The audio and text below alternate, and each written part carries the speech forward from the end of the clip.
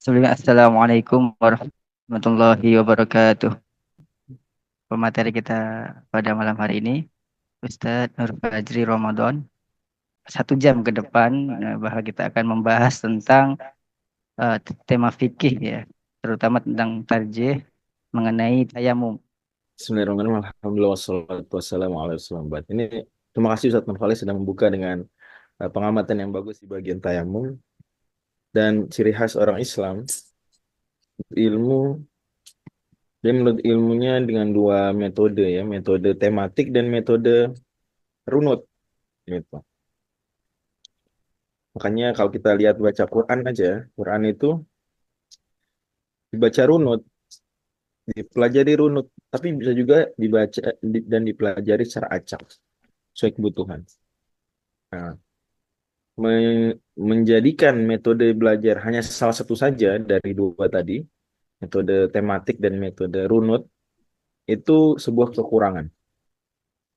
Ya, jadi kalau hanya tematik terus tidak ada satu buku atau sistem tertentu yang atau modul tertentu yang di runut dipelajari dari depan sampai belakang sampai tamat satu kesatuan, itu kekurangan.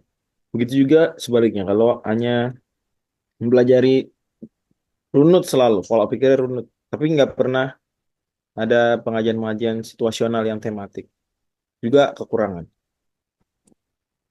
Kekurangan yang terlalu yang jarang runut, ya hanya tematik belaka, adalah keilmuannya tidak rapih. Pola pikirnya tidak begitu sistematis. Dan ilmunya tidak lengkap. Gitu ya. Tapi kekurangan yang nggak pernah tematik, selalu runut, adalah biasanya kurang tanggap terhadap situasi di lapangan. Kurang tanggap. Begitu juga kadang-kadang eh, kurang bisa meringkas. Kurang bisa meringkas sebuah bahasan luas ke dalam eh, materi atau waktu yang sempit. Ya. Tidak mampu untuk meringkas banyaknya bahasan ke dalam satu pembicaraan yang ringkas. Karena itu kalau kita perhatikan di Kota Depok nih, para ustadz-ustadz sudah berusaha agar di Kota Depok ada dua tadi. Ada pengajian tematik gitu ya. Dan ada juga pengajian runut membaca kitab atau buku tertentu atau modul tertentu. Termasuk pengajian kita kali ini bagian dari pengajian runut ya. Dan mungkin di lain waktu ada pengajian yang sifatnya tematik, tapi seringnya kalau tematik bukan di Selasa malam ya. Kalau tematik seringnya adalah di pengajian-pengajian offline, pekanan yang ada di masjid-masjid, di banyak masjid. Tapi ada juga yang di masjid-masjid yang runut. Pengajian Selasa malam itu runut, cuma dibuat ada temanya, tetap ada judulnya. Karena kadang-kadang itu dia kekurangan pengajian runut, dia nggak bisa ngasih judul.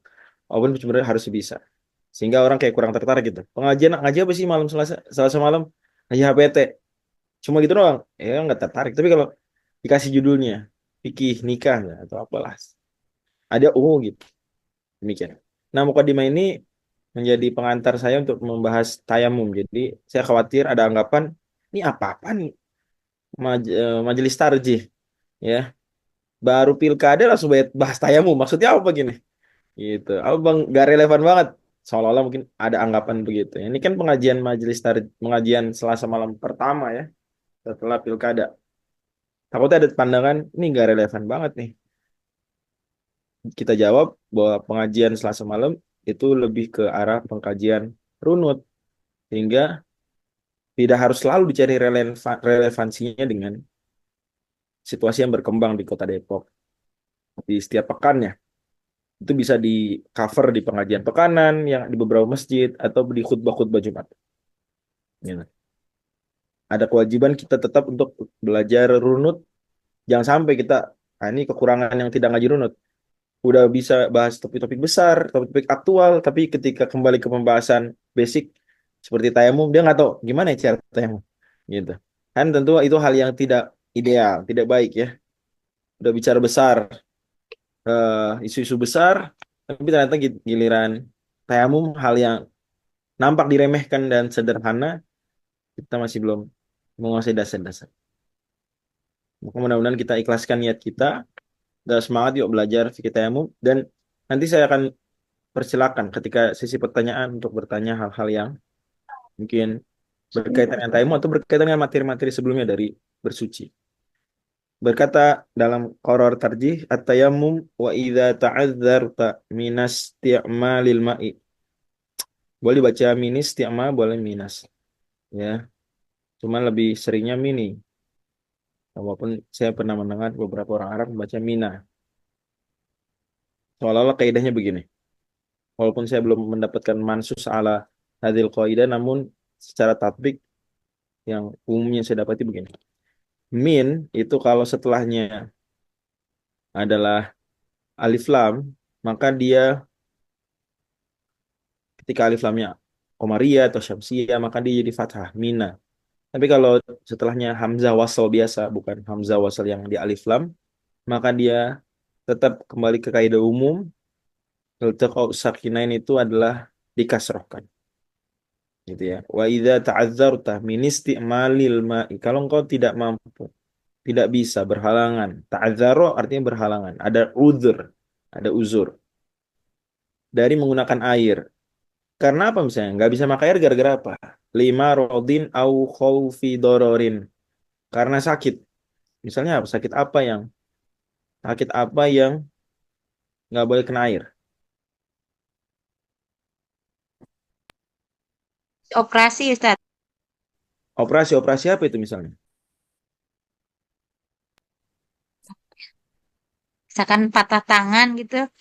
Oke, misalnya patah tangan, masih jangan kena air dulu ya kata dokter. Nah, misal begitu. Atau mungkin beberapa penyakit kulit dari gatal atau sejenisnya nggak. Kutu air tuh apa sih kutu air? Kutu air tuh apaan kutu air? Apa kalau nggak boleh kena air gitu? Hmm. Jadi mungkin aja nggak boleh kena air dulu karena sedang sakit atau pengobatan. Au khaufi doror atau dia nggak sakit, cuma dia khawatir aja mudorot. Jadi ada kekhawatiran besar Bapak kalau kena air. Sebenarnya sekarang Bapak nggak lagi sedang sakit, tapi Bapak kalau kena air, nanti bahaya. Misal gitu ya. Atau mudorotnya nggak harus sifatnya penyakit. Umpama Ustadz Nurholis tempat wudhunya kalau di apa di Darul Arkom sebelah mananya masjid? Depan, Ustaz. Di depan.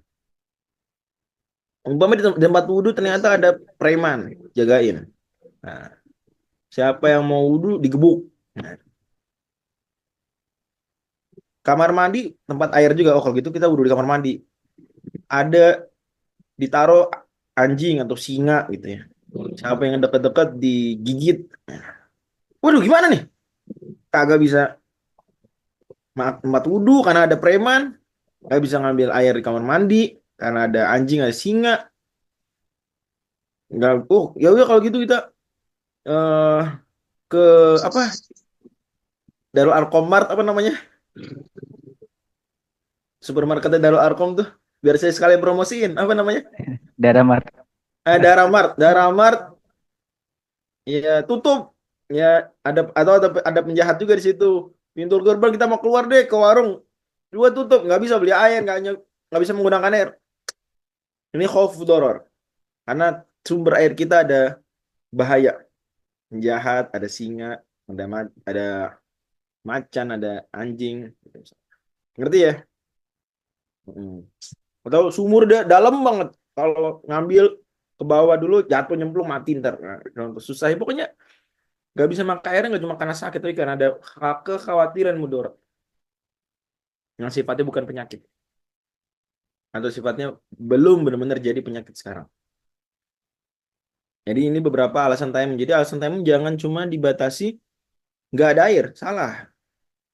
Tapi juga termasuk kebolehan tayamum ketika air ada, depan mata ada misalnya. Tapi ada singa di situ. Boleh tayamum nggak? Nggak ada tempat air lagi selain sumur di depan. Tapi di sumur ada singa. Itu bisa tayamum nggak? Hmm.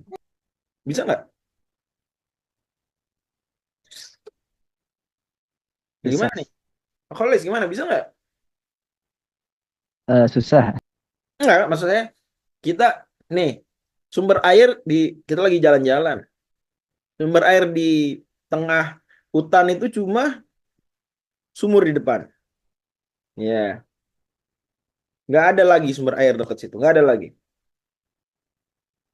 Tapi di sumur itu ada singa jagain, gigit dia kalau ada yang dekat-dekat. Kita bisa bisa nggak kita tayamum? Oh, bertayung. Berarti kalau sesuai au khofi doror diperbolehkan mungkin. Betul, bisa. Jelas ya. Meskipun air kelihatan tuh air tuh. Paham ya? Dan nggak harus airnya nggak ada. Karena orang terlalu biasa sering tayamum tuh kalau air nggak ada. Malahan aneh juga banyak masyarakat biasanya air baru keran mati udah tayamum. Salah. Bener apa nggak tuh? Baru keran mati udah tayamum. Apa salahnya? Kenapa salah?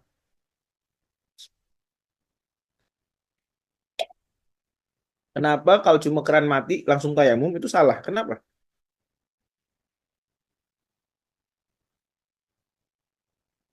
Gimana? Masih ada di bak, Nah, gimana? Beda yuk. Ustaz. Hah? Masih ada air di bak. Iya, air kan basi. Ini cuma tempat duduk. Kan masih ada di kamar mandi. Masih bisa apa air minum masih bisa pakai wudhu. Bisa nggak pakai wudhu air minum? Bisa. Beli pun nggak apa-apa kalau harganya terjangkau, nggak sangat tinggi. Itu kita mesti beli. Nggak bisa langsung tayamum. Langsung tayamum itu kalau harganya dinaikin penjual sampai kita nggak mampu beli. Ya, di atas harga yang wajar itu terlalu tinggi misalnya. Itu baru kita bisa tayamum ya. Tapi kalau masih bisa beli air normal harganya, maka kita belum boleh tayamum. Paham ya? Nanti. Au kunta fi safar atau sedang safar, falam tajidil ma'a, kemudian kamu tidak menemukan air. Kemudian kamu tidak menemukan air. Kalau safar memang biasanya air sedikit, ya safar padang pasir, hutan. Ya di sini maka kita paham bahwasanya normalnya kalau kita tidak sedang safar, sedang di rumah, sedang di pesantren, sedang di kantor, itu kita nggak tayamum normalnya. Kita selalu bisa nyari air. Apalagi tadi Ustaz Nurholis bilang di Jawa ya.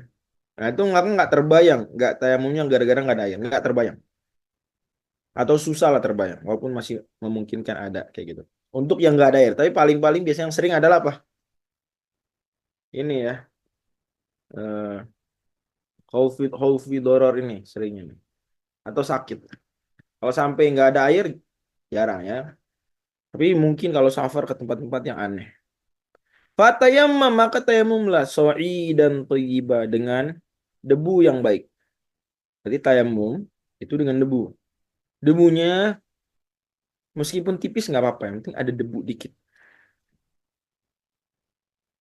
Badalal wudhu'i wal ghusl. Sebagai pengganti wudhu dan mandi. Sebagai pengganti wudhu kita udah paham lah. Maksudnya sebagai pengganti mandi gimana nih? Gimana maksudnya sebagai pengganti mandi? Hmm, apaan? Tayamum pengganti mandi gimana? Bismillah.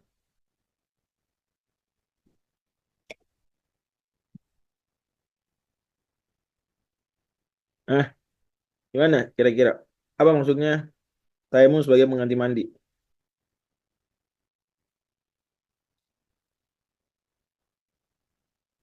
Ini, gimana?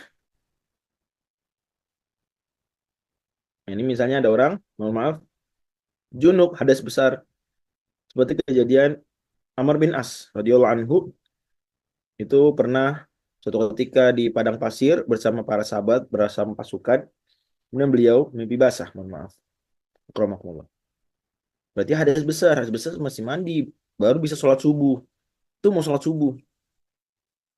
Kemudian Amr bin As kedinginan di padang pasir tersebut dingin. Dia padang pasir kalau malam sangat-sangat dingin. Jangan-jangan dikira padang pasir selalu panas. Dia kalau siang sangat panas. Tapi kalau udah malam sangat dingin. Ya. Maka khawatir Amr bin As kalau dia mandi maka akan mati kedinginan. Memang wajar ya. Arab Saudi juga kalau musim dingin, Pak, dingin banget. Saya pernah ngerasain sampai 0 derajat Celcius gitu. Di beberapa tempat malah pernah minus. Dahsyat. Di beberapa tempat di utara Arab Saudi itu ada salju. Jadi sahabat waktu itu juga merasakan kedinginan yang parah. Kata Ammar, saya akhirnya tayamum aja. Tayamumnya berarti gimana tayamumnya? Cuma mengusap dengan debu. Apa yang diusap? Wajah dan tangan. Muhammadiyah nanti merojikan pendapat sampai pergelangan. Gitu. Wajah dan tangan. Sisanya gimana sisanya? Apa dilumuri dengan debu? Enggak. Kemudian Ammar Cukup sholat itu memimpin, saja. memimpin para sahabat. Dilaporkanlah ke Nabi. Nabi kemudian menyetujui perbuatan Ammar. Gitu. Masya Allah. Sahabat lain Ammar bin Yasir radhiyallahu anhu itu salah paham awalnya karena belum diajarin Nabi. Beliau ketika berhadas besar sedang tidak ada air di padang pasir, maka beliau bilang fatamarragtu fis su'idi kama tamarragud dabbah. Aku guling-guling di pasir seperti guling-gulingnya binatang. Ya, binatang kadang-kadang kita lihat mandi pasir gitu ya. Pernah lihat nggak binatang mandi pasir guling-guling? Nah, misalnya binatang apa yang kayak gitu? Kucing. Kucing, ada ayam gitu ya. Apa kayak. Nah, maka Nabi bilang, inna makana yang fika antakula biadika hakana. Kagak harus kayak gitu, wahai Ammar. Ya, cukup engkau usap kepala, usap wajah, maaf, wajah dan tangan sampai pergelangan. Selesai. Gitu ya. Jadi itu sudah hilang hadas besarnya. Atau tentu ada diskusi ulama soal apakah hilang hadas besar atau enggak, tapi setidaknya semua ulama sepakat bahwasanya dia bisa melakukan yang tidak bisa dilakukan sebelumnya. Dia bisa sholat meskipun sebelumnya berhadas besar karena tayamum membuat orang jadi bisa sholat. Ya. Lanjut. Bagaimana caranya? Fadrib biyadaikal ard. Pukulkan kedua tangan kita ke tanah. Wanfukhuma. Kemudian tiup. Nah, apa hikmahnya ditiup? Ini Nabi meragakan tiup. Apa hikmahnya ditiup? Biar apa ditiup? Hmm. Biar debunya nggak kebanyakan. Biar debunya nggak kebanyakan. Juga di lain kesempatan Nabi SAW menepuk apa tangannya biar debunya turun, tiris. Ini nggak terlalu banyak. Karena pada akhirnya ini bukan betul-betul melumuri seluruh wajah, tangan dengan debu sampai kotor. Enggak begitu. Sambil berniat. Nepuk sambil berniat. Mukhlisan niat kalilah berniat dalam hati. Sewakul bismillahirrahmanirrahim dan katakanlah bismillahirrahmanirrahim. Dia kayak wudu mengucapkan di awal bismillahirrahmanirrahim. Juga tayamum sama. Sumam sahbihima kemudian usaplah dengan kedua tangan tadi wajah wajah wakafai kenan apa? Dua telapak tangan sampai pergelangan. Ingat. Memang ada beda pendapat di kalangan ulama. Sebagian ulama misalnya Madzhab Syafi'i itu bilang tayamum sampai siku. Tapi sebagian ulama lain, misalnya Madzhab Hanbali, dan ini pendapat yang dikuatkan Muhammadiyah, karena lebih sesuai dengan lahiriah hadis-hadis tayamum. Adapun hadis at-tayamum darbatun lil wajhi wa darbatun lil yadaini ilal kafain, hadis lemah, hadis Daraqutni, hadis Baihaqi lemah. Berarti kalau kita lihat hadis-hadis Bukhari Muslim, maka lahiriahnya menunjukkan hanya sampai pergelangan tangan. Itu yang dipakai dia hanya pergelangan. Tapi barangkali nanti baca buku fikih lain, belajar dengan ustadz lain yang dia tidak mengajarkan sesuai dengan apa yang disampaikan di HPT, maka mungkin akan mendengar sampai siku gitu ya. Tapi ini dua pendapat yang relatif sama-sama kuat, sama-sama berimbang kekuatannya. Yang saja warga Muhammadiyah dalam hal ini uh, memendomani tuntunan yang ada dalam putusan dan fatwa tarjih, yaitu tayamumnya sampai apa? Sampai pergelangan tangan saja. Dan sudah sah, tenang aja. Ini pendapat madzhab yang besar juga. Mendapat generasi sahabat tabi'in juga dan tabi'in. Lanjut, wa mata amkanaka dan kapanpun memungkinkan bagimu untuk menggunakan air istiamalul ma'i fal tatato harbi. maka wajiblah engkau untuk apa? Untuk bersuci dengan air tersebut. Jadi kalau sudah ada air, ya kita mesti pakai habis itu air. Nah, ini muncul pembahasan. Kalau kita ngelihat air, apakah tayamum kita batal? Nah, jawabannya jika tayamum kita kemudian kita sebelum sholat sudah melihat air, maka kita harus berwudu. Otomatis bisa dibilang seolah-olah dengan kata lain tayamum kita apa? Batal. Jadi kalau lihat air sebelum sholat mesti wudu nggak? Ah, mesti wudu. Tayamum batal. Adapun kalau nemu airnya habis sholat, ya, habis sholat dan masih di dalam waktu. Jadi ada 4 kemungkinan. Kemungkinan pertama, melihat airnya kapan? Nemu airnya kapan? Sebelum Belum sholat. sholat. Tadi gimana simpulannya? Diulang kata yang wudunya harus wudu nggak? Harus wudu. Harus wudu. Kasus 2, nemu airnya setelah Setelah sholat. sholat. Ya, masih dalam waktu. Harus wudu nggak? Kalau diulang nggak sholatnya? Udah sholat. Masih ada waktu nih, maksudnya belum berganti waktu sholatnya, masih belum maghrib ya, habis sholat asar tayamum dia di sholat asar terus belum maghrib, udah nemu air atau turun hujan, nah harus ngulang nggak, harus wudhu terus ngulang sholat nggak? Tidak, Tidak. sholatnya udah sah. Begitu juga kalau nemu air setelah sholat tapi sudah di luar waktu, lebih-lebih lagi ini mah udah tidak usah ulang. Nah, yang paling sengit diskusi dan perdebatan ulama adalah ketika nemu airnya kapan? Kapan? Kalau nemu air sebelum sholat harus wudhu. Dah, itu jelas itu. Nemu airnya, karena Allah mensyaratkan falam tajidu ma'a. Gitu. Kata Nabi juga fal yumissahu basyaratahu. Mesti. Fa idza wajadal ma'a fal yumissahu basyaratahu. Kalau setelah sholat masih dalam waktu atau sudah di luar waktu tidak usah wudhu, tidak diulang lagi. Nah, tapi pertanyaannya kapan? Pertanyaan ada suatu kondisi ulama diskusi sengit soalan itu. Kapan? Nemu air ketika kapan? Sedang sholat. Gimana nemu air sedang sholat tuh? Gimana ceritanya? Lagi sholat hujan turun gitu, Ustaz. Mantap. Lagi sholat. Tadi tayamum tuh. Waduh. Sholat. Jeger-jeger, geledek-geledek. Hujan turun, jeger. Nah, wah, gimana nih? Sholatnya dibatalin nggak? Wah, wudhu dulu, wudhu, sholat. Apa terusin sholat sampai selesai? Kalau udah sampai Terusin, selesai, Ustaz. diulang nggak? Diulang nggak? Harus wudhu ulang.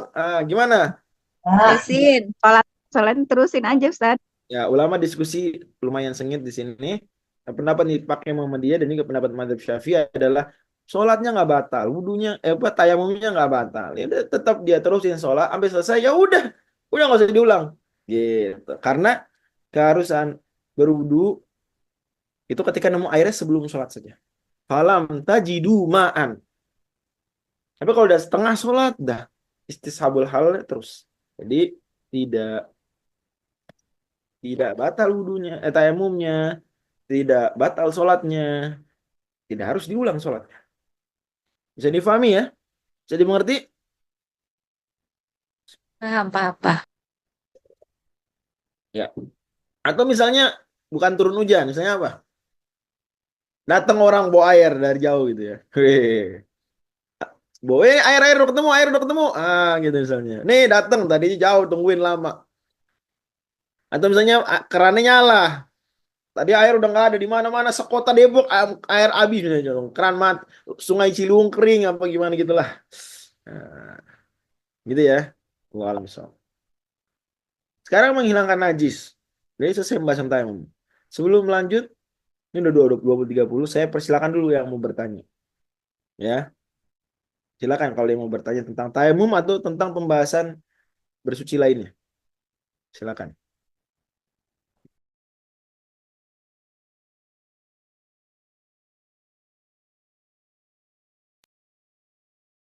Ya, dipersilakan Ustaz Nurkhalis. Biasanya dipersilakan moderator. Eh, Bapak Ibu yang ingin bertanya mungkin bisa on mic saja atau dulu, atau mungkin jika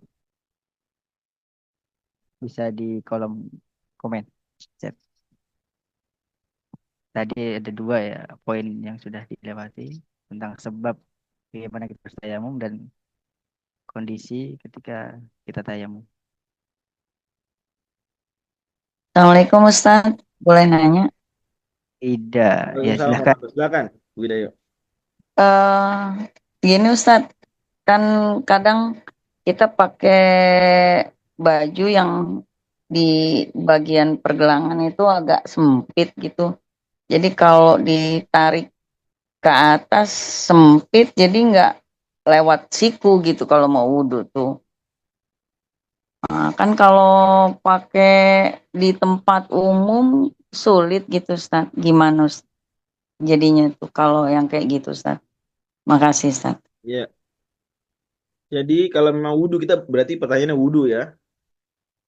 Itu harus dia membasuh tangan sampai siku. Dan sudah sah seandainya airnya itu disentuhkan ke kulitnya melalui luar baju. Yang di baju dibasahin aja. Sehingga tangannya otomatis basah juga yang di dalam. Itu juga sudah sah. Bisa dipahami sampai sini. Jadi andai kita basahin aja nih luar sampai sini. Basahin. Kalau basah luar, nembus ke dalam kan air. Itu sudah cukup, sudah sah. Asalkan benar-benar air kita yakin atau menduga kuat. Apa? Airnya sudah menyentuh tangan. Tapi tentu saja itu bukan cara yang terbaik, betul nggak? Nanti baju basah sampai sini. Apalagi dengan kapilaritas di baju, gimana? Basahannya bakal kemana basahannya? Merembet ke atas gitu kan ya? Ya.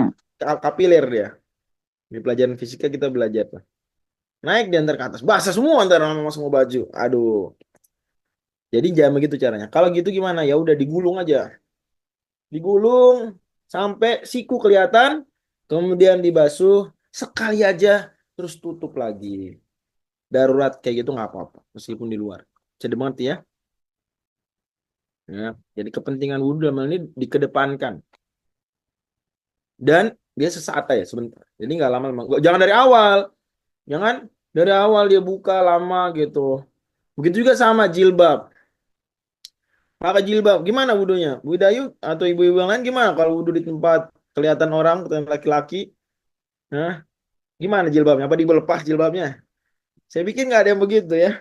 Nyari nyari kamar mandi Ustaz. Ya, atau bisa juga cara begini. Dikendorin dikit jilbabnya, ambil tak wudhu kan. Nah, kemudian diapain? Di ini apa? Begini aja.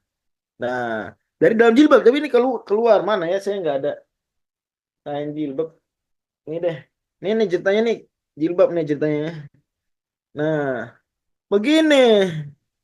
Tapi tetap nyantol jilbabnya gitu ya. Tapi usahakan jangan sampai kelihatan rambut. Ya, dikit aja. Jilbab masih nyantol. Begitu ya. Bisa dipahami? Baik Ustaz. Ya, jadi Kasih. tangan juga sama. Sebentar aja terus balikin lagi deh. Gitu. Nah, sebagai tambahan adalah tentang tayamum dia berhubungan hubungan tayamum dengan wudhu. Ada kasus di mana orang dia berwudhu tapi juga campur-campur kondisi tidak kena air. Misalnya gimana? Dia ada bagian tangannya yang apa? Pakai perban. Ada bagian tangannya yang pakai apa lagi? Gips. Nah, ini penting untuk tahu caranya. Yaitu gimana caranya? Ya sudah, dia wudhu semampunya. Semua yang bisa kena air, kena air. Kemudian ketika tiba di bagian yang nggak boleh kena air, perban atau gips, maka dia elus-elus aja dengan basahan tangan di atasnya. Semampunya. Elus-elus. Kemudian, nah, Udah dia sempurnakan lagi wudhu di bagian yang lain. Bisa difahami ya. Jadi ketika dia kondisinya ada yang luka atau apa, maka dia cukup dibasahin di luarnya. Bisa difahami? Oke. Oke, Lanjut. ini ada Ada pertanyaan pertanyaan di dari chat ya? Baik. saya bacakan, Ustaz. Pertanyaan dari, mau dibacakan. Silakan, Ustaz Nurholis. Kondisi di kereta dalam perjalanan jarak jauh dengan melihat kamar kecil yang sekiranya kurang kondusif untuk wudhu, apakah lebih baik tetap wudhu atau tayamum, Ustaz? Dari Bapak Imam Mukhlisin. Baik. Memang ini pertanyaan bagus kata beliau. Kalau memang kamar kecilnya nggak kondusif untuk wudhu, tapi berarti bisa wudhu karena kurang kondusif berarti bisa wudhu ya nggak sih? Apa yang kita pahami dari kalimat atau dari frasa kurang kondusif berarti bisa wudhu nggak? Masih bisa. Kalau gitu maka bukan lebih baik tetap wudhu, tapi harus tetap wudhu. Harus tetap wudhu. Tidak boleh tayamum karena masih bisa wudhu. Kecuali kalau tidak bisa wudhu, baru pertanyaannya begitu, baru jawabannya mungkin akan beda. Demikian. Wallahu a'lam bishawab. Ya, terima kasih, Ustaz. Lanjut. Ada lagi pertanyaan? Silakan.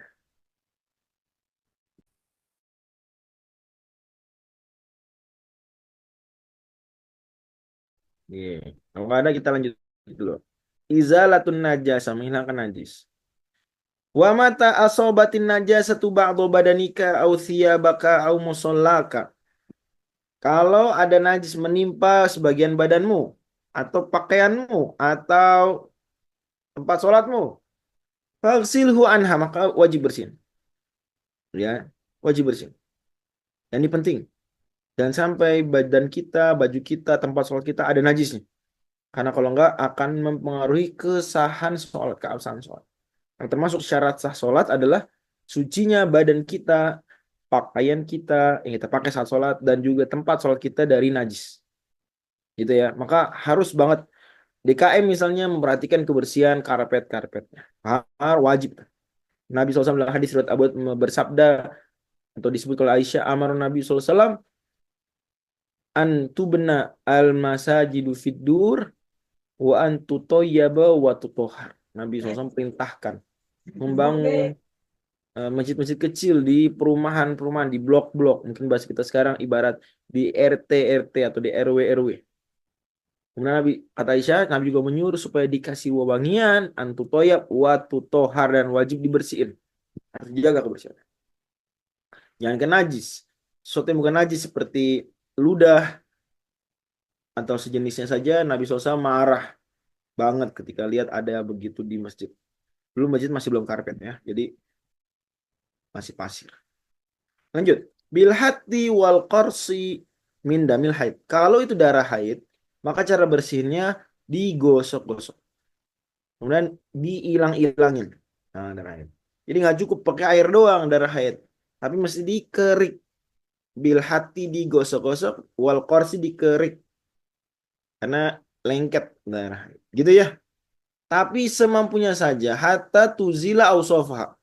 Sampai hilang sifat-sifatnya. Misalnya min laun warna hilang, warihin aromanya hilang, wa ta'min rasanya hilang kalau bisa dirasa ya. Tapi nggak usah dicoba beneran. Maksudnya ini 3 item sebagaimana hadis Abu Daud dan lain-lain. Memang Nabi sebutkan terkait kebersihan itu memperhatikan 3 ini. Najis harus hilang warnanya, aromanya dan rasanya. Ya, gitu ya. Kalau nggak mampu hilang 3-tiganya, maka yang dimaafkan itu misalnya warna, sisa warna dimaafkan. Sisa warna dimaafkan. Kalau kita udah semampu mungkin bersihin masih ada warna coklatnya, nggak bisa lagi dihilangin, ya udah itu dimaafkan. Boleh sah sholat begitu. Bila tauhur bersihinnya pakai air apa? Pakai air yang suci mensucikan. Pakai air yang suci mensucikan. Jadi nggak bisa pakai air sembarangan. Bersihkan najis mesti pakai air suci mensucikan. Wa yu'fa nih yang tadi saya sebutkan. Baqa'u athariha min ahadi awsafiyah. Dimaafkan Kalau tersisa 1 dari 3 ciri ini, misalnya sisa warna, Ustadz udah diusahain tapi warna masih belum hilang nih, masih dimaafkan. Yu'fa baqau athariha min ahadi awsofi. Dimaafkan. Yang penting sudah apa Bapak Ibu sekalian? Yang penting sudah apa? Yang penting sudah berusaha. Yang penting sudah berusaha. Jadi mengerti nih, bisa difahami. Pernah coba Bapak-bapak Ibu-ibu, kalau bersih najis pernah nggak bekasnya tuh warni masih ada aja, susah hilang. Pernah nggak ngalamin begitu? Pernah apa nggak? Ibu-ibu, bapak-bapak. Hmm. Pernah apa nggak? Nggak pernah. Alhamdulillah kalau nggak pernah.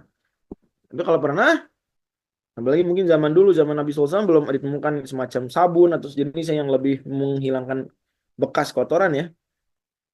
Maka itu dimaafkan. Kata Nabi SAW dalam hadis riwayat Abu Daud ketika menyuruh membersihkan najis, kata beliau, yakfi kilma'u wala yaduruki asaruh. Cukup dibasuh dengan air, dan kalau masih ada bekas sisa, ya nggak apa-apa lah. La yaduruki asaruh. Lanjut. Itu kalau najis biasa. Terus. Wagsil min wandoh baulal gulam. Jadi najis pertama ini, najis yang dibersihkan dengan air biasa, itu namanya najasah mutawassitoh. Mutawassitoh. Tawassitoh itu berarti apa? Pertengahan. Ya, pertengahan. Dengan air kalau betul. Dibasuh air. Yang kedua, ini najis apa nih? Najasah mukhaffafah. Artinya apa mukhaffafah? Ada yang tahu nggak? Apa Ringan. Ringan. Ringan. Apa dia? Dia nggak Ringan. usah dibasuh, Bapak Ibu sekalian. Basuh tuh dibasahin dengan air yang mengalir. Nggak harus, dia cukup dipercik aja. Apa najis yang ringan, apa dipercik doang? Baulal gulami malam yat'am. Mohon maaf, buang air kecilnya bayi laki-laki yang belum memakan makanan selain ASI. Ya, jadi dia makan yang rutin dia konsumsi sehari-hari cuma ASI, ya itu masih bisa berlaku keringanan ini. Tapi kalau udah makan apa macam-macam selain ASI, udah bukan ASI eksklusif lagi, maka tentu saja dia jadi najis yang mana? Naik najis yang pertengahan, mutawassithah. Bisa difahami ya. Jadi kata Nabi SAW, yughsalu min baulil jariyah wa yurashu min baulil gulam. Kalau bayi perempuan dari sejak lahir udah dibasuh. Tapi kalau bayi laki-laki, maka kalau masih ASI eksklusif, cukup dipercik. Dalam sebagian penelitian disebutkan memang, mohon maaf, air seninya perempuan lebih kental dibandingkan air seninya laki-laki. 1, 2 juga karena bayi laki-laki biasanya jauh lebih sering dipindah-pindahin ke tangan banyak orang. Ya, dibandingkan bayi perempuan. Bayi perempuan misalnya kita jarang lah, lebih jarang dibandingkan bayi laki-laki dioper-oper timang-timang ke orang banyak. Karena itu diberi keringanan untuk bayi laki-laki. Paham ya? Dan juga Allah tahu hikmah lebih banyak lagi, dan Allah paling sayang manusia, maka aturannya pasti paling bijak, dan Allah paling tahu yang terbaik. Adapun najis yang ketiga itu najis mughalladhah. Najis apa? Najasah mughalladhah. Apaan tuh najis mughalladhah? Najis berat. Apa itu? Waghsil min lu'abi kalbin. Kalau kena air liur anjing, basuh dengan air berapa kali? 7 kali. Ihdahun nabi turabit tohir. Salah satunya dicampur dengan debu atau tanah yang bersih. Siapa di sini yang pernah kena liur anjing? Atau mungkin piringnya dijilat anjing? Terus jenisnya. Maka berarti kena najis mughalladhah. Kalau gitu diapain? Dicuci dengan air 7 kali. Salah satu cuciannya, biasanya yang pertama atau yang kedua, dicampur dengan air yang sudah dikotori dengan debu atau tanah. Sampai coklat. Siramkan. Gitu ya. Jadi 7 basuhan air, dan salah satu basuhannya boleh yang nomor 1, 2, 3 bebas. Yang penting salah satunya. Walaupun biasanya di yang awal-awal. Itu dicampur dengan apa? Dengan pasir, tanah atau debu. Ya, yang coklat. Sampai keruh dia. Siram. Ini juga ada penelitian juga menunjukkan bahwa memang bakteri-bakteri di air liur tersebut, ya paling efektif itu cuma dengan tanah. Insya Allah. Sadaqallahu azim ya. Terakhir adalah istinja. Habis ini selesai pembahasan kitab Thahar. Apa itu istinja? Mohon maaf, cebok ya. Wastanji bil ma, haruslah pada sama kita diperintahkan hendaklah beristinja dengan air. Atau dengan 3 batu. Bisa akhir. Jadi bersuci, maaf, cebok dengan air atau cebok dengan batu itu derajatnya sama. Itu tolong diperhatikan. Sebagian orang menyangka bahwa kebolehan cebok dengan batu itu seperti tayamum. Maksudnya gimana? Baru boleh cebok, mohon maaf, dengan batu itu kalau nggak ada air. Dan ini pemahaman yang tidak tepat. Yang benar adalah dia pakai atau. Jadi boleh dengan air. Boleh juga meskipun ada air depan mata kita.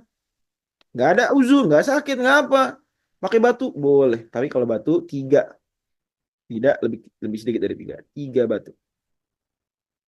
Nahwiha, atau yang sejenis batu. Apa yang sejenis batu?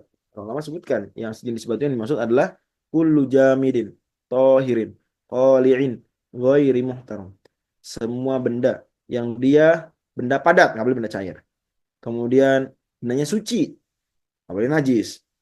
Maka ntar ada keterangan ghairi azmin au roji, nggak boleh tulang, nggak boleh kotoran. Pertimbangannya mestinya tulang atau kotoran, bukan tulang kotoran. Ini kalau kotoran nggak boleh, karena najis. Kalau kita mau cebok, masa cebok dengan najis gimana? Menghilangkan kotoran dengan kotoran enggak. Dan ada sahabat pernah gitu bawa kotoran kering, mohon maaf akramakumullah ya. Kemudian Nabi bilang, fa inna hariks, ya jangan pakai itu. Itu apa? Itu najis, itu kotor. Kalau tulang dilarang, kenapa nggak boleh coba pakai tulang? Karena tulang kan benda padat, suci, ya. Nah, tapi dia nggak memenuhi syarat yang lain. Dia memenuhi, kalau tulang yang nggak licin banget, dia memenuhi syarat ketiga juga, yaitu bisa menghilangkan kesat, ya. Kasat, maaf, kasat atau kasat apa kasat ya? Kesat ya, kesat, ya, atau kasar. Ini karena untuk menggesek itu kotorannya biar hilang. Tulang kalau nggak licin begitu. Tapi dia muhtaram, dia dihormati. Dihormati dari siapa? Karena kata Nabi SAW, itu to'amu ikhwani kumul jin. Dia makanan saudara kita yang dari kalangan jin. Nah, coba Bapak Ibu sekalian, kalau punya makanan dipakai cebok sama orang, kesel nggak? Aduh, makanan kita. Marah lah, itu terhormat, nggak boleh nakalnya. Sama kalau kita pakai tulang buat kayak gini, jin yang kesian. Terus apa dong yang sejenis dengan batu kalau gitu? Apa yang memenuhi syarat tadi 4? Suci, benda padat, kesat ya atau kasar, dan bisa dan tidak terlarang, tidak terhormat. Ini boleh aja. Bisa tisu. Boleh nggak cebok pakai tisu? Boleh apa nggak? Boleh. Tisunya jangan lupa nanti 3 lembar, kira-kira 3 helai ya tisunya. Harus nggak ada air dulu baru boleh pakai tisu, apa nggak apa-apa? Ada air tapi pakai tisu. Gimana? Kalau masih ada air, udah boleh belum? Mohon maaf, cebok pakai tisu. Udah boleh belum? Masih ada air nih. Udah boleh belum cebok pakai tisu? Boleh, Ustaz. Gimana? Sudah boleh. Hmm. Karena sifatnya pilihan, bukannya alternatif seperti apa? Tayamum. Jadi Bapak Ibu sekalian, kalau lagi ke negara-negara yang nggak ada airnya di dalam kamar mandi, ya maka nggak apa-apa, nggak usah khawatir. Pakai aja tisu. Sebagian orang mungkin kurang nyaman ya. Kalau nggak nyaman nggak apa-apa. Masalahnya berarti masalah kenyamanan, bukan masalah fikih. Tapi secara fikih sudah boleh pakai tisu. Tisu aja. Gitu, sampai bersih. Minimal 3 helai. Nah, ini ulama modern berfatwa demikian bahwa tisu zaman sekarang memenuhi syarat pengganti batu. Tapi kalau nggak ada tisu, batu ada, ya alhamdulillah. Atau sesuatu yang lain mirip seperti batu dan tisu. Cuma umumnya orang zaman sekarang ya kalau nggak batu ya tisu. Demikian. Saya pikir sudah selesai pembahasan tentang toharo, dan di waktu mendatang kita akan bahas tentang sholat ya insya Allah. Tapi sekarang masih ada waktu 10 menit kira-kira, kalau ada yang mau bertanya saya perkenankan. Nah, Baik, untuk jamaah silahkan bagi yang ingin bertanya. Tadi ditambah tentang istinja atau mungkin yang masih bertanya tentang tayamum mungkin bisa on Boleh mic. nanya lagi, Ustaz? Boleh, Bu.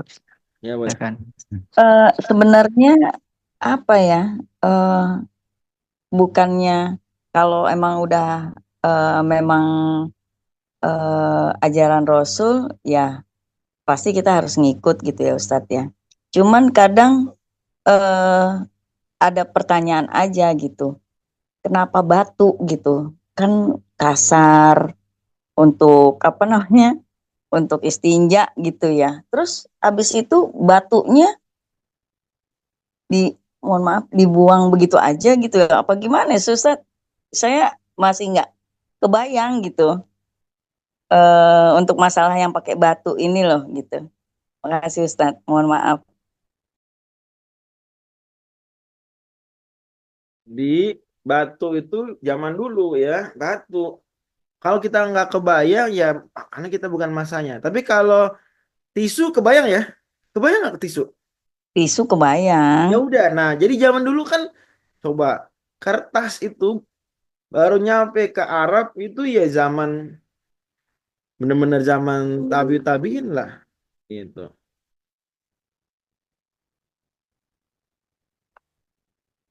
Tapi kalau sebelum itu sebentar suara saya kedengeran nggak? Kedengaran, Kedengeran? Ustaz. Kedengeran ya? Kedengeran. Coba deh telepon. Jadi sebelum itu ya nggak ada kertas, terus nggak ada apalagi tisu. Maka ya batu solusi. Karena dia kasar, kesat itu. Jadi bisa digesekkan batu, batu jangan bayangkan batu gede ya. Batu-batu kecil. Seperti itu. Bisa. Demikian, mohon maaf kalau kurang berkenan aku ngomongnya. Bisa. Ya kita mungkin terbayang tisu. Nggak apa-apa, tisu itu sama seperti batu dalam hal ini. Sama.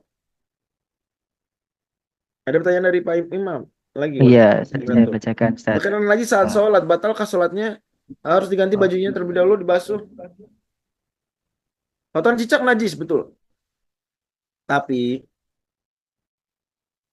kotoran cicak najis yang dimaafkan. Saya ulangi lagi. Kotoran cicak najis yang dimaafkan. Karena itu sholat masih sah.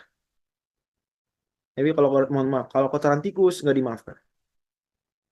Maka kalau ketimpaan kotoran tikus, maka dia buka bajunya. Lagi sholat, sholatnya nggak usah dibatalin. Kalau bisa, dia baju double, buka bajunya. Atau dia baju dalamannya bajunya kaos lumayan, bukan apa, bukan kaos kutang. Saya ini bukan kaos dalam tapi kaos biasa ya. Maka dibuka, ya, dibuka aja. Terus lanjutin sholat. Ini najisnya dibuang, jangan sampai nyambung di badan kita terus. Dan sholatnya sah. Maka ada hadis di riwayat Muslim, Nabi SAW lagi sholat tiba-tiba ngelepas sendal.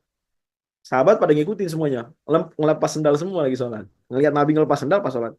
Maka selesai sholat Nabi nanya sahabat, kalian ngapain lempar-lempar sendal gitu, nendang-nendang sendal, ngelepas sendal pada. Kata mereka, kami ngikutin panjenengan, ngikutin engkau ya Rasulullah. Kata Rasulullah, tadi Jibril mah ngasih tahu saya di sendal saya ada najis, maka saya lepas. Kalau sendal kalian mah nggak ada apa-apa, nggak ada najis ya. Cuma itu sahabat yang maksudnya mereka nggak tahu, mereka benar-benar cinta Nabi, pengen meladani Nabi SAW. Demikian. Allah bisa.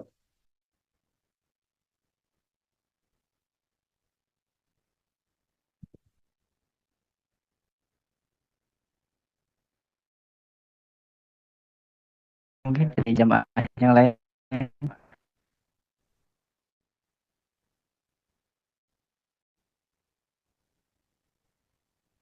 dipersilahkan.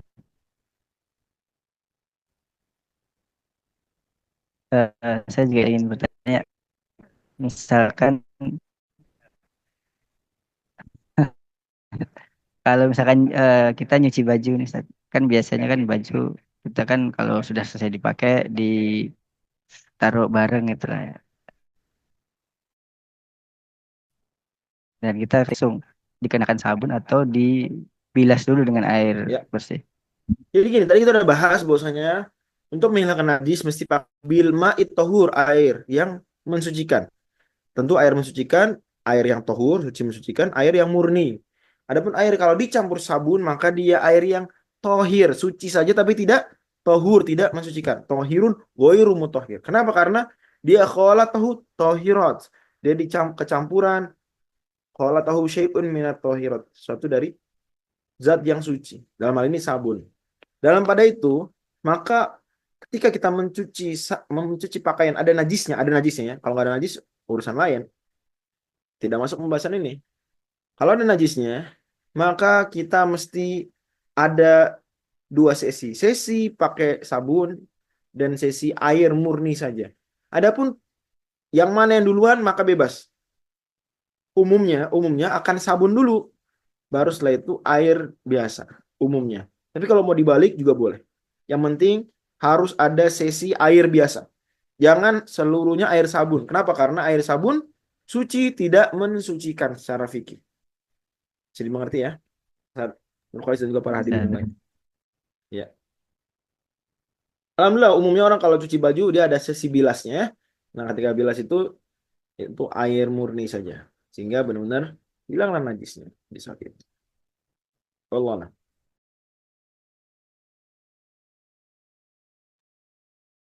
Ustaz, mungkin dari jamaah lain ada yang 5 menit ya. Sebelum berakhir.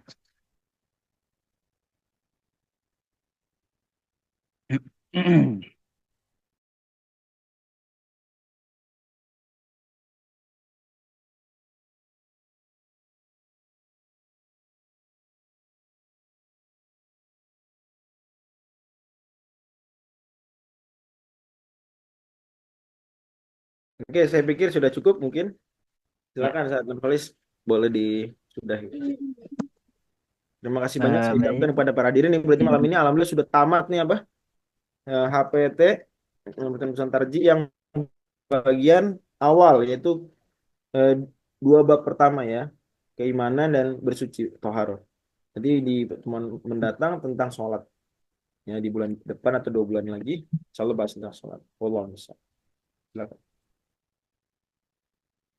Baik, terima kasih banyak kepada Ustadz Nur Fadli Ramadan yang telah menyampaikan khazanah fikih ya, terkait bersuci, tayamum dan juga najis tadi.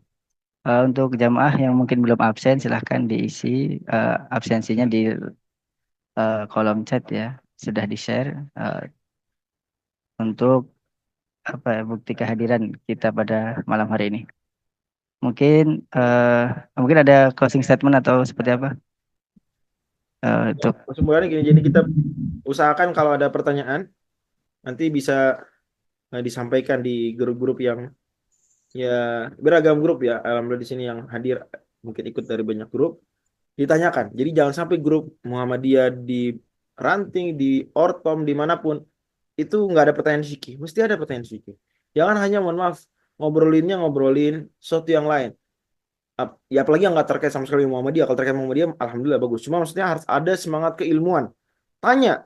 Ini mah di grup itu tolong dong tanyakan kepada ini mah ada. Jadi di beragam grup Muhammadiyah sedepok ini yang macam-macam itu ada pertanyaan-pertanyaan fikih sehingga Ustadz dalamnya siapapun ustadznya akan memberikan jawaban atau kalau nggak bisa maka saling tanya sesama ustadz begitu harapan saya begitu sehingga ketika kita ada butuh pertanyaan nyari pertama tuh ke grup Muhammadiyah gitu bukan ke yang aneh-aneh gitu kan nggak boleh nanya ke ChatGPT karena ChatGPT bukan ulama bukan ustadz ya itu nggak begitu terpercaya dia berbasis dengan apa yang ada di blog-blog aja di situs-situs di internet kalau yang di internet dan situs nggak valid ya dia akan menyampaikan jawaban yang nggak valid nah jangan sampai kita malah meremehkan adanya grup-grup itu fasilitas ya agar grupnya terus lagi apalagi alhamdulillah kita sudah selesai masa pilkada saya pikir sudah tidak lagi ada apa namanya hal-hal yang biasa kadang terjadi menjelang pilkada perbedaan pandangan pilihan itu hal yang wajar dinamika walaupun alhamdulillah bisa di Muhammadiyah Depok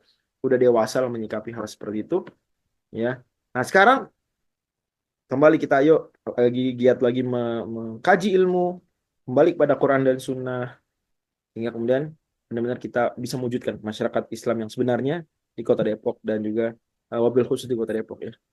Wallahu a'lam bishawab. nah, alhamdulillah. Baik Ustadz. Betul sekali mungkin yang disampaikan tadi terkait mungkin diskusi di grup, diskusi lain karena ranah magistarji adalah menjawab persoalan fikih temporer yang terjadi dan karena memang hukum fikih itu tidak stagnan ya akan ada terus masalah yang di zamannya mungkin dulu nggak ada, nah mungkin tahun kedepannya ada seperti itu. Bahkan di kajian-kajian tematik mungkin bisa dijadikan buku tanya jawab ini. Seperti itu. Dalam hal-hal ekonomi syariah ataupun dalam hal basic seperti ini bisa dijadikan proyeksi ke depan untuk majelis tarjih. Mungkin itu saja jamaah sekalian dan juga terima kasih banyak kepada Ustadz Nur Fajri Ramadan yang telah menyampaikan materinya yang begitu baik. Dan juga saya ingatkan kembali kepada jamaah yang belum absen silahkan diisi di kolom komen link absen yang sudah di-share. Untuk pada malam hari ini terima kasih juga kepada jamaah yang sudah hadir dan mendengarkan, menyimak, bertanya dan lain-lain. Mari kita akhiri pengajian pada malam hari ini dengan membaca doa kafaratul majelis bersama-sama.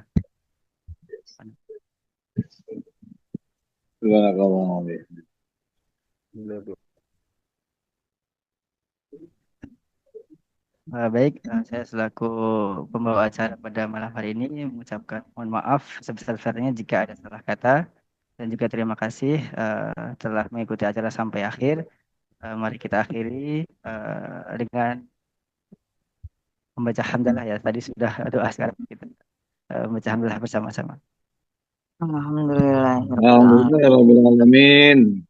Baik, nun wal qalam wa yasturun fastabiqul khairat. Assalamualaikum warahmatullahi wabarakatuh. Assalamualaikum warahmatullahi wabarakatuh. Jazakallah Ustaz.